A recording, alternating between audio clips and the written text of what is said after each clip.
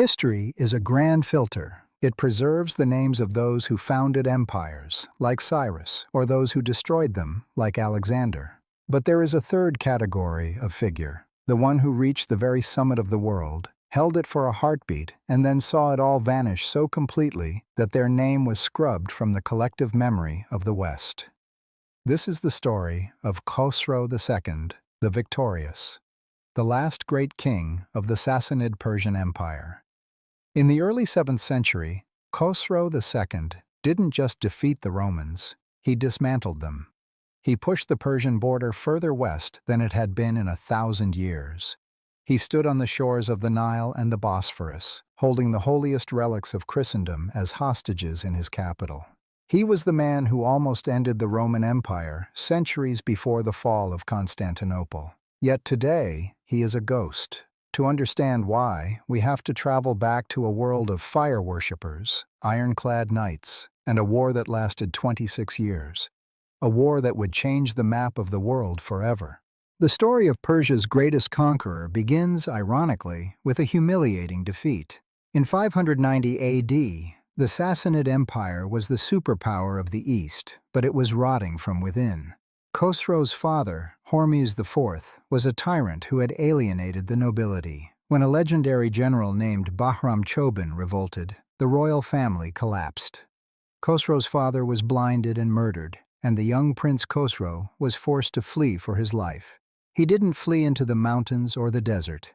He did the unthinkable. He rode across the border into the territory of his greatest enemies, the Byzantine Romans. Imagine the scene at the court of the Emperor Maurice in Constantinople. Khosrow, a Zoroastrian prince, kneeling before a Christian Caesar, begging for an army to reclaim his throne. It was a geopolitical gamble that changed history.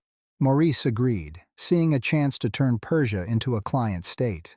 With Roman legions at his back, Khosrow marched home, defeated the usurper, and took his seat on the peacock throne in Ctesiphon. For a decade, there was a strange, eerie peace. The two superpowers were, for once, allies. But history rarely allows such friendships to last. In 602 AD, the world broke. Emperor Maurice, the man who had saved Khosrow, was murdered in a brutal military coup by a centurion named Phocas.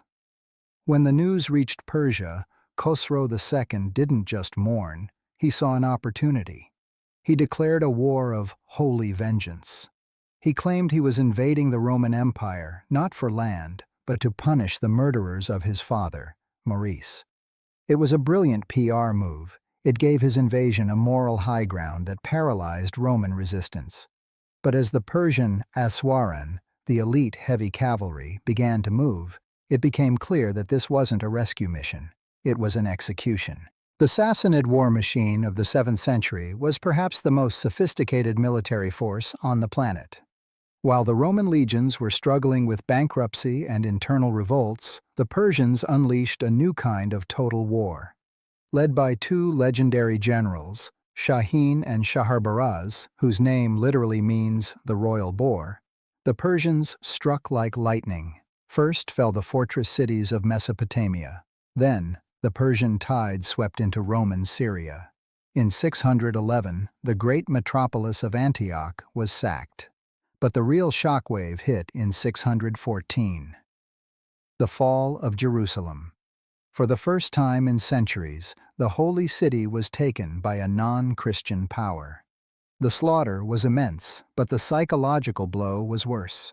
The Persians seized the true cross, the physical wood upon which Christians believed Jesus had been crucified, and sent it back to Ctesiphon as a war trophy. The Roman world was in a state of spiritual collapse, but Khosrow wasn't finished. In 619, his armies crossed the Sinai and entered Egypt. For the Romans, this was the end. Egypt was their breadbasket. It provided the grain that fed Constantinople. When the Persians took Alexandria, they didn't just take a city, they took the Roman Empire's life support. By 621, Khosrow II ruled an empire that stretched from the borders of India to the borders of Libya. He had achieved what the Achaemenid kings had dreamed of for centuries. He was, quite literally, the king of kings. While his generals were burning the world, Khosrow II was transforming his capital, Ctesiphon, into a paradise that defied reality. He sat on a throne that was a mechanical marvel, designed to rotate with the sun so the king was never in the shade. His palace, the Khosrow, featured the largest brick arch in the world, a structure so massive it still haunts the Iraqi desert today. He surrounded himself with thousands of musicians, including the legendary Barbad, who composed a different song for every day of the year. He lived in a world of paradises, vast walled hunting parks filled with exotic animals from every corner of Asia. To the common person of the 7th century, Khosrow wasn't just a king, he was a living god. But this luxury was built on a foundation of sand. The 20 years of constant war had drained the Persian treasury. The peasants were being taxed into starvation. And in the West, a new Roman emperor named Heraclius was preparing a desperate, suicidal counteroffensive. The fall of Khosrow II is one of history's most dramatic reversals of fortune.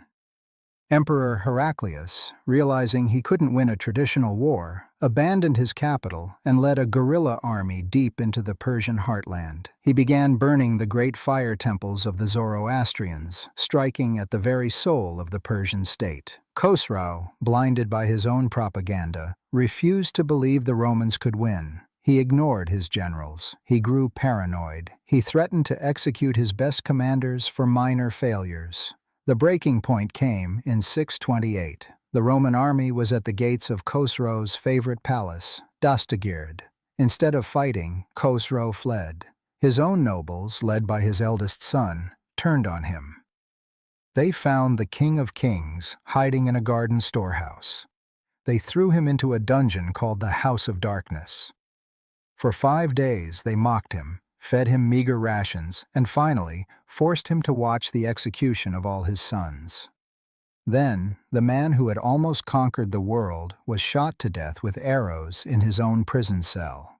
Khosrow II died in 628. Just 4 years later, in 632, a new force emerged from the Arabian Peninsula. The Sassanid and Roman empires had spent 26 years tearing each other apart. They were exhausted, bankrupt, and broken. When the Islamic Caliphate began its expansion, there was no one left to stop them. The Sassanid Empire didn't just lose a war, it ceased to exist. Its libraries were lost, its religion was suppressed, and its history was rewritten by the new conquerors. Khosrow II became a character in Persian poetry, a tragic lover, or a cautionary tale of greed, rather than being remembered as the military genius who nearly wiped Rome off the map. We don't study Khosrow because he represents a dead end in history. He was the last flare of the ancient world before the Middle Ages truly began. But his shadow is everywhere. His court rituals influenced the caliphs of Baghdad, his architecture inspired the great mosques, and his dream of an Eastern superpower still haunts the geopolitics of the Middle East today. Khosrow II was the man who won everything, only to lose the world. He is the greatest conqueror you've never heard of.